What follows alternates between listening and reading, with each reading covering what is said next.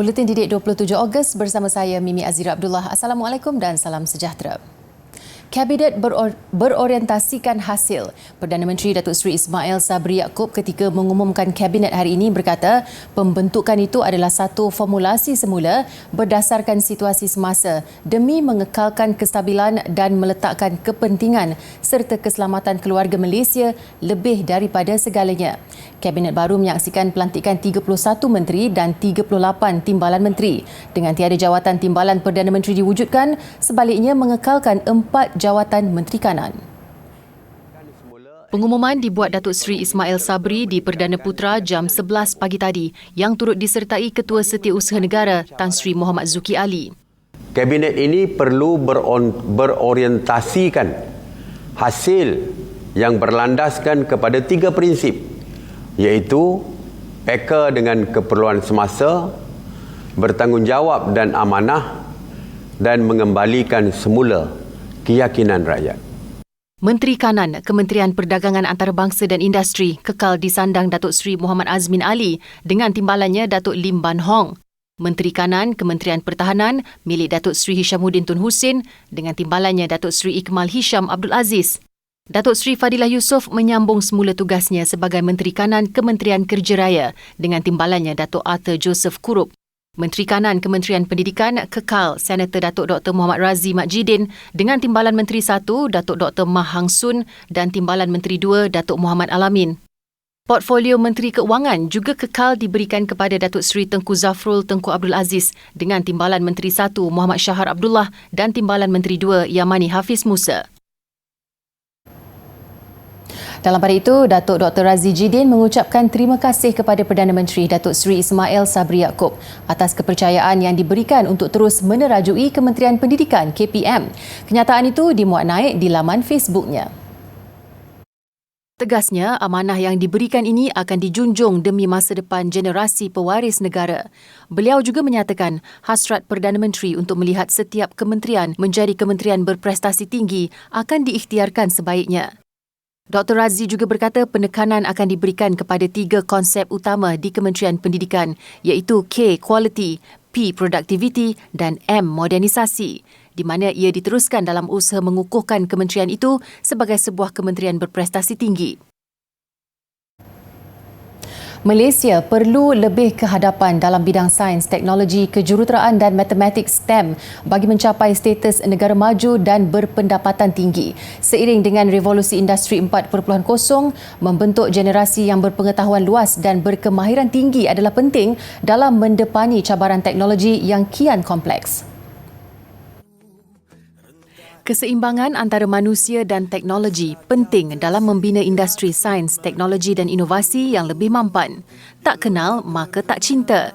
Kecintaan terhadap pelbagai bidang dalam STEM perlu dipupuk sejak kecil, terutamanya bagi anak-anak di kawasan luar bandar. Nilai ini boleh disemai melalui aktiviti co-kurikulum dan kurikulum dengan sokongan pelbagai pihak berkepentingan. Untuk menjadikan mata pelajaran sains STEM ini lebih menarik, saya rasa ini satu aspek yang mana kita boleh bersama-sama, bukan saja kerajaan tetapi juga sektor swasta dan juga NGO seperti National STEM Association, kita bekerjasama untuk membawa elemen dengan izin experiential learning dalam sains. Dan ini sangat saya rasa kurang di Malaysia. Selain itu, memartabatkan bahasa Melayu sebagai bahasa pengantar dalam STEM juga boleh menarik minat pelajar luar bandar untuk lebih mendekati bidang ini.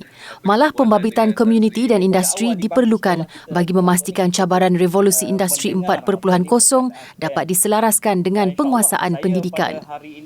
Jadi saya rasa peranan program-program informal yang juga dijalankan oleh the National STEM Association ni penting Datuk, sebab dia supplement, dia complement the formal education, especially dekat kita tahu di luar bandar kelengkapan tak cukup, mungkin guru-guru pun tak cukup dan sebagainya.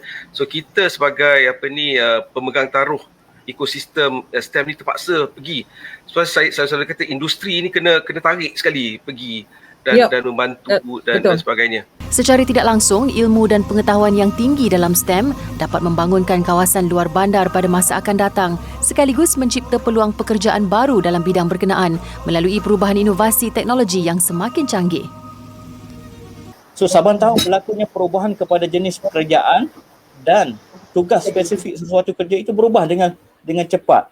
So akibat daripada perubahan semasa teknologi yang semakin pesat berkembang ini, maka landscape pekerjaan kita juga berubah dari segi pekerjaan konvensional yang kita dengar sebelum ini. Di luar sana Transformasi kepada penguasaan STEM dapat membantu mempersiapkan generasi akan datang bagi memenuhi keperluan revolusi industri 4.0.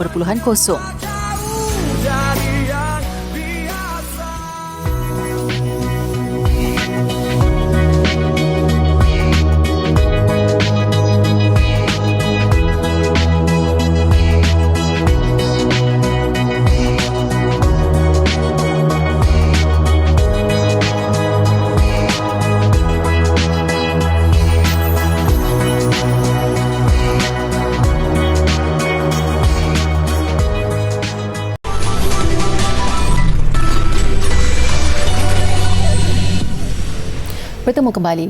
Siapa bapa kemerdekaan? Persoalan ini sering kita dengar diajukan setiap kali menjelangnya bulan kebangsaan. Tapi sejauh mana golongan pelajar negara ini mengenali tokoh yang telah memperjuangkan kemerdekaan tanah air yang kini dapat sama-sama dinikmati? Ikuti laporan ringkas yang sempat kami sediakan.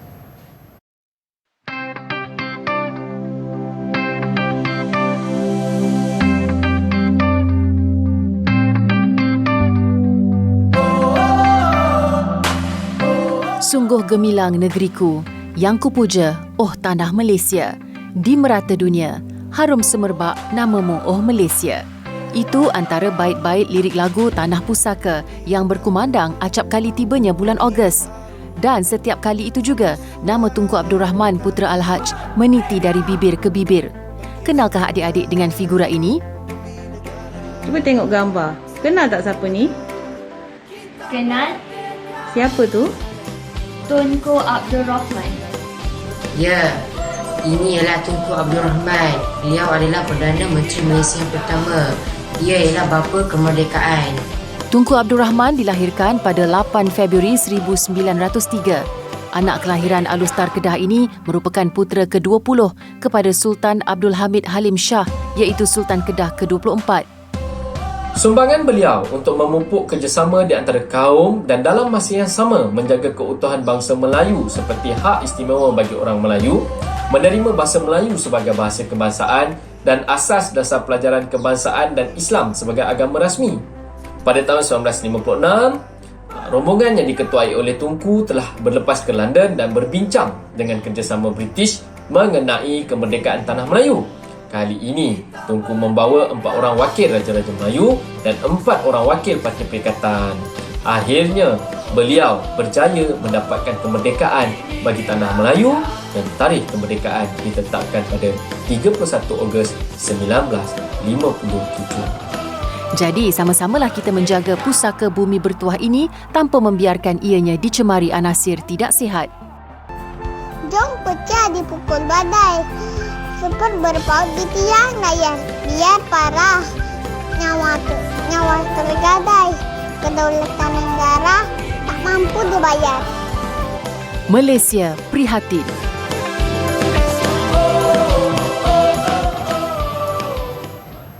Seterusnya, sambutan Bulan Kemerdekaan tetap meriah dan diraikan penduduk Kampung Bendahara Johor Bahru dengan meneruskan tradisi memasang dan menghias rumah menggunakan jalur gemilang. Lebih meriah, mereka turut bersaing menggantung jalur gemilang mengikut kreativiti sekaligus melahirkan semangat patriotisme sesama jiran tetangga. Pengerusi Komuniti Rukun Tetangga KRT dan Masjid Bendahara Muhammad Karim Wagiman berkata tradisi menghias bermula awal Ogos hingga 16 September adalah acara tahunan kampungnya. Hampir 50% rumah di sini dihiasi dengan sekurang-kurangnya 2 batang bendera. Walaupun saya tengok suasana PKP ni agak macam lemah, tapi saya fikir kalau kita cuti tahun ini tidak ada apa-apa sambutan begini, saya khawatir nanti akan lemah sampai bila-bila.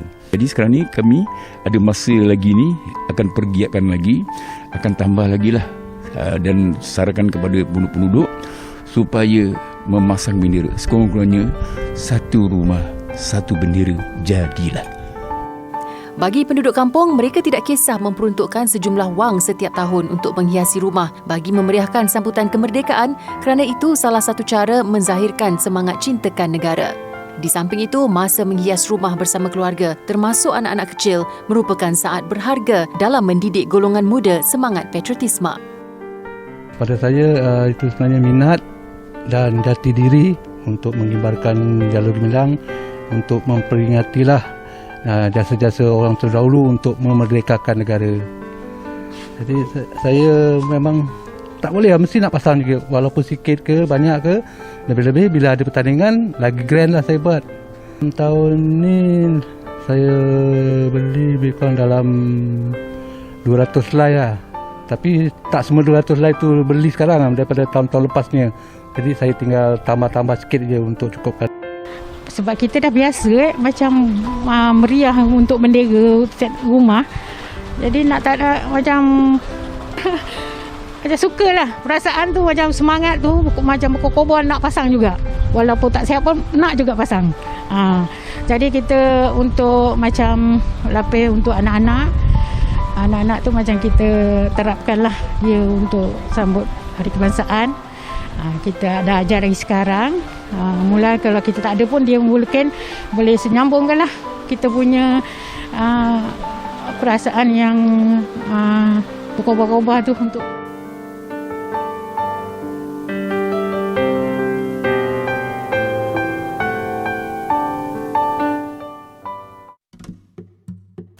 Perjanjian Pangkor berputik daripada Raja Muda Perak Raja Abdullah yang meminta bantuan Inggeris dalam perebutan takhta dengan Raja Bendahara Raja Ismail sebagai Sultan Perak, selain untuk menyelesaikan permusuhan antara dua kongsi gelap iaitu Gihin dan Haisan yang merebut lombong biji timah. Pada 20 Januari 1874, Raja Abdullah ketika itu yang menguasai kawasan-kawasan di hilir Perak menandatangani Perjanjian Pangkor bersama pembesar-pembesar yang menyokong baginda di hadapan Governor Negeri-Negeri Selat Sir Andrew Clark. Perjanjian ini mengandungi 14 perkara dan yang paling penting ialah berkaitan dengan pelantikan residen. Dalam peruntukan ini, residen berkuasa penuh ke atas pemungutan dan pengawalan hasil mahsul dan pentadbiran negeri kecuali berkaitan agama dan adat-adat Melayu. Perjanjian ini telah ditandatangani di atas kapal HMS Pluto yang berlabuh di Selat Dinding iaitu di kawasan perairan antara Lumut dan Pulau Pangkor. Bagaimanapun, Raja Ismail tidak mengiktiraf perjanjian tersebut walaupun Raja Abdullah telah diiktiraf oleh pihak Inggeris sebagai Sultan dan Sir James W.W. Birch telah menjadi residen Inggeris yang pertama di Perak.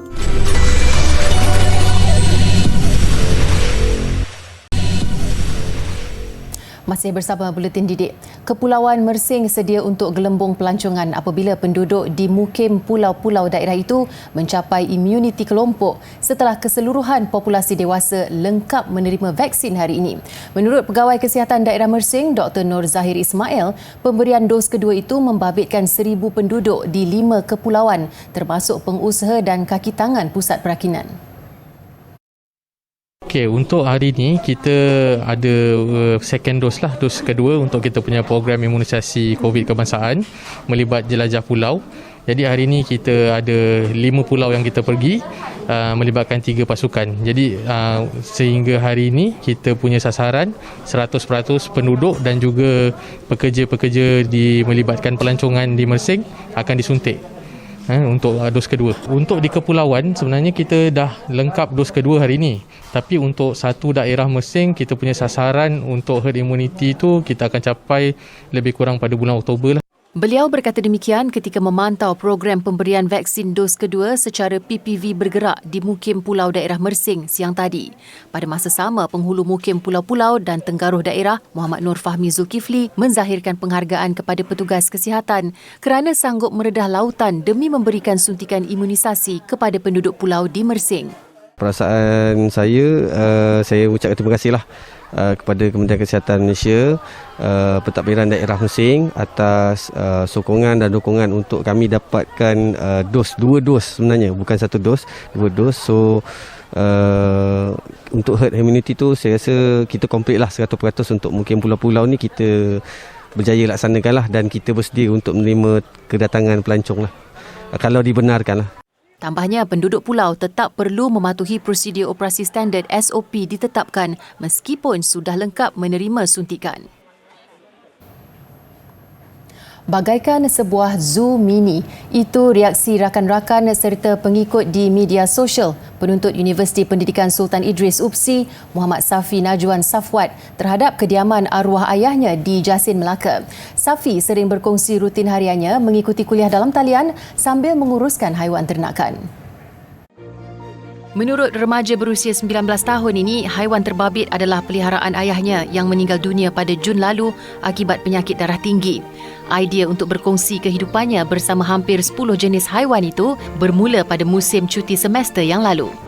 Masa tu saya cuti SEM. Waktu tu saya cuti SEM, saya tak di kelas. Saya terfikir nak share sesuatu dengan orang yang tak ada haiwan di rumah. Maksudnya macam mana suasananya di rumah dengan haiwan-haiwan.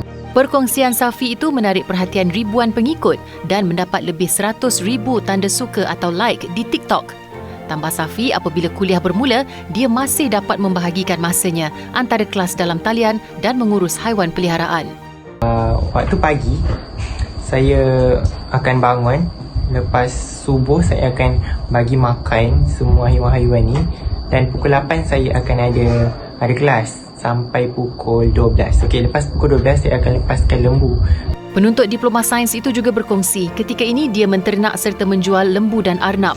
Pada masa hadapan, Safi merancang untuk terus mengusahakan haiwan ternakan peninggalan arwah ayahnya dan berhasrat menyambung pelajarannya ke peringkat lebih tinggi. Jangka masa hadapan, saya rasa saya akan meneruskan pengajian dan untuk ternakan juga akan diteruskan oleh keluarga saya dan dibantu oleh orang lain. Maksudnya dia akan selarilah haiwan dan ternakan juga jalan dan pembelajaran juga dijalankan.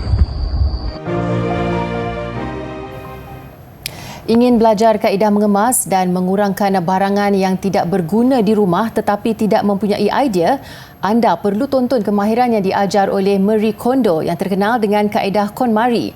Pasti anda akan lebih bersemangat untuk mengemas rumah. Perkongsian kreatif wanita kelahiran Jepun ini lebih-lebih lagi ketika ramai yang terpaksa berkurung di rumah nyata sangat berguna. Kaedah yang diajar beliau sangat praktikal. Lebih-lebih lagi idea melipat baju dan mengasingkan barangan yang tidak diperlukan dalam rumah. Matlamat utamanya, gaya hidup minimalis tetapi bahagia. The goal of folding clothes isn't merely to tuck them into tiny little shapes. It's actually a way to express gratitude for your clothes. That's good for you. I think that's important. For me, I'm definitely very rough on my clothes. So first step is to fold. それから、フードを先に tuck back the hoodie, then fold in thirds. And this becomes a smooth rectangle once again. Amazing. Kaedah KonMari menjadi sensasi di seluruh dunia menerusi pelbagai platform antaranya YouTube dan Netflix. Selepas menonton, pasti banyak idea dan longgokkan barangan yang sedia untuk dikemas dan dikurangkan.